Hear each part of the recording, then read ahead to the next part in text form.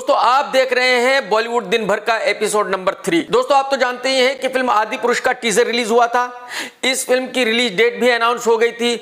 उसके बाद इस फिल्म को पोस्टपोन किया गया था क्योंकि इस फिल्म के टीजर रिलीज होने के बाद ही हंगामा हो गया था और लोगों ने इस फिल्म का विरोध करना शुरू कर दिया था। तो अब इस फिल्म की दोबारा से शूटिंग चल रही है, दोबारा से वीएफएक्स किया जा रहा है, रावण राम हनुमान सबके लुक चेंज किए जा रहे हैं, यानी कि फिर से इस फिल्म पर पानी की तरह पैसा बहाया जा रहा है। और यही वजह है कि इस फिल्म के बजट को 100 करोड़ रुपए बढ़ा दिया गया है। तो जैसे कि मैंने बताया कि इस फिल्म की शूटिंग चल रही है और एक दिन प्रभास शूटिंग करते करते बेहोश हो गए थे। फौरन ही उनको हॉस्पिटल में भर्ती कराया गया और डॉक्टरों ने प्रभास को हॉस्पिटल में ही रखा हुआ है। डॉक्टर जानना चाह रहे हैं कि भाई ऐसा क्या हुआ था कि प्रभास बेहोश हो गया था। भाई डॉक्टरों का तो मुझे पता नहीं कि उनको क्या पता चला प्रभास क्यों बेहोश हुआ, लेकिन हाँ मैं ये कह सकता हूं कि जितने दिनों से प्रभास इस फिल्म की शूटिंग कर रहा है उनका बेहोश होना बनता ही है। एक्चुअली प्रभास शूटिंग करते हुए ये सोच रहा होगा कि भाई जो पहली फिल्म बनी थी वही बहुत वाहियात किस्म की थी और ये जो दोबारा शूट हो रही है ये उससे भी ज्यादा वाहियात किस्म की फिल्म बन रही है, तो अब इस फिल्म का होगा क्या, मेरी इज्जत कैसे बचेगी। बस यही सोचते सोचते बेचारा प्रभास बेहोश हो गया होगा। खैर मेरी यही दुआ है कि प्रभास साहब जल्दी ठीक हो जाए और अपने घर वापस आ जाए और फिर से इस फिल्म की शूटिंग करने में बिजी हो जाए। दोस्तों शायद आपको पता नहीं है कि रवीना टंडन को पद्म भूषण मिलने वाला है। क्या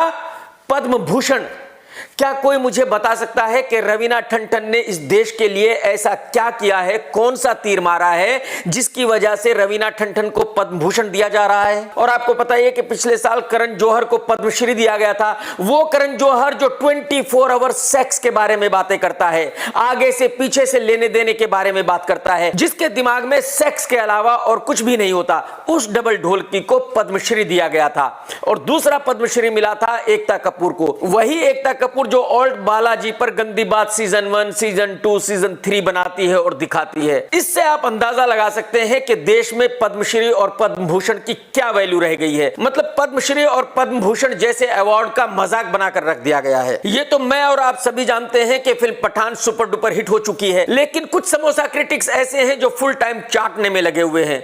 मतलब कुछ भी उल जुलूल बातें कर रहे हैं, इस फिल्म का बिजनेस कुछ भी बढ़ा चढ़ाकर दिखा रहे हैं, बता रहे हैं। तो तरण आदर्श ने ऐसी ही चाटुकारिता करते हुए एक ट्वीट किया था और उन्होंने कहा था कि भाई फिल्म पठान हिंदुस्तान की सबसे बड़ी सुपर डुपर हिट फिल्म बन चुकी है। पठान बॉलीवुड की सबसे ज्यादा बिजनेस करने वाली फिल्म बन चुकी है। और इसी ट्वीट के जवाब में प्रोड्यूसर रोनी स्क्रूवाला ने एक ट्वीट किया और तरण आदर्श की खूब धुलाई की। तरण से कहा कि भाई साहब आप चाटनी बंद कर दीजिए, इस फिल्म के फेक कलेक्शंस देना बंद कर दीजिए, इस फिल्म को हिंदुस्तान की सबसे बड़ी हिट फिल्म कहना बंद कर दीजिए, शर्म कीजिए। रोनी स्क्रूवाला ने कहा कि अभी भी दंगल हिंदुस्तान की सबसे बड़ी हिट फिल्म है, सबसे ज्यादा बिजनेस करने वाली फिल्म है। रोनी स्क्रूवाला ने यह भी कहा कि दंगल ने चाइना में ही 1200 करोड़ रुपए का बिजनेस किया था और यह रोनी का एकदम सफेद झूठ है।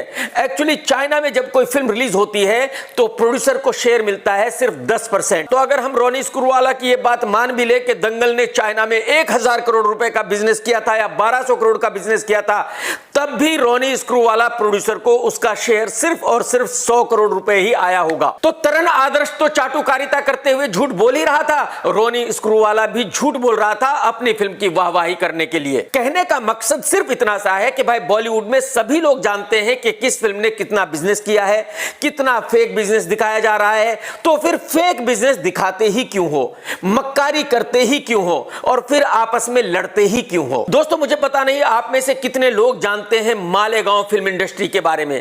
ये मालेगांव वही जगह है जहां पर बॉम्ब ब्लास्ट करने का आरोप साध्वी प्रज्ञा सिंह पर लगा था और उसके लिए वो कई सालों तक जेल में भी रही थी। तो इस मालेगांव फिल्म सिटी में भी वैसे ही फिल्में बनती हैं जैसे कि बॉलीवुड में फिल्में बनती है, लेकिन वहां की फिल्मों का बजट बहुत कम होता है।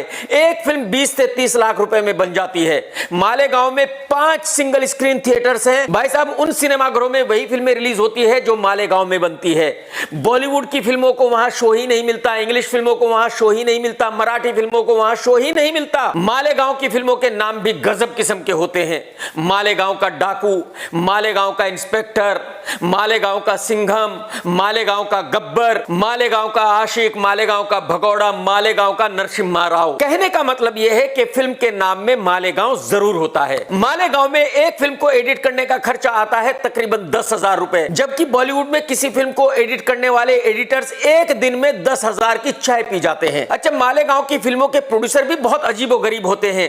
कोई फर्नीचर की दुकान चलाता है, कोई चाय की दुकान चलाता है, कोई सुपरमार्केट चलाता है, कोई ठेली लगाता है, कोई भी प्रोड्यूसर बन जाता है। और वहां के टेक्नीशियन भी वैसे ही होते हैं। कोई कारपेंटर एडिटिंग का काम करता है, कोई प्लम्बर कैमरामैन का काम करता है, कोई मैसन लाइटमैन का काम करता है, मतलब कोई भी कुछ भी काम करता है।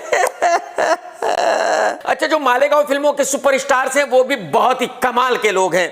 कोई खेती करता है, कोई नारियल पानी बेचता है, कोई किसी रेस्टोरेंट में वेटर का काम करता है। लेकिन ये सभी एक्टर साल में 5 से 10 फिल्में कर लेते हैं, यानी कि पूरे साल में 10 से 12 लाख रुपए कमा लेते हैं। इसका मतलब ये हुआ कि इन सुपरस्टार्स की इनकम 1 लाख रुपए महीना तकरीबन होती है। और जो बॉलीवुड के एक्टर हैं उनके तो मेकअप मैन की ही एक महीने की 10-12 लाख रुपए इनकम होती है। तो आप अंदाजा लगा सकते हैं कि कितना डिफरेंस है। जो निर्माता मालेगांव में फिल्में बनाते हैं उनके पास 3 ऑप्शन होते हैं उन फिल्मों को रिलीज करने के। पहली चॉइस तो यही होती है कि वहां 5 सिंगल स्क्रीन थिएटर्स हैं तो उनमें रिलीज कर सकते हैं। दूसरी चॉइस ये होती है कि जो घरों में केबल टीवी आता है उस पर रिलीज कर लेते हैं। तीसरी चॉइस ये होती है कि वो YouTube पर रिलीज कर देते हैं। जो मालेगांव की फिल्मों की कैटरीना कैफ, दीपिका और ऐश्वर्या राय हैं वो भी कमाल की लड़कियां हैं भाई। वो सब भी पार्ट टाइम एक्टिंग करती है।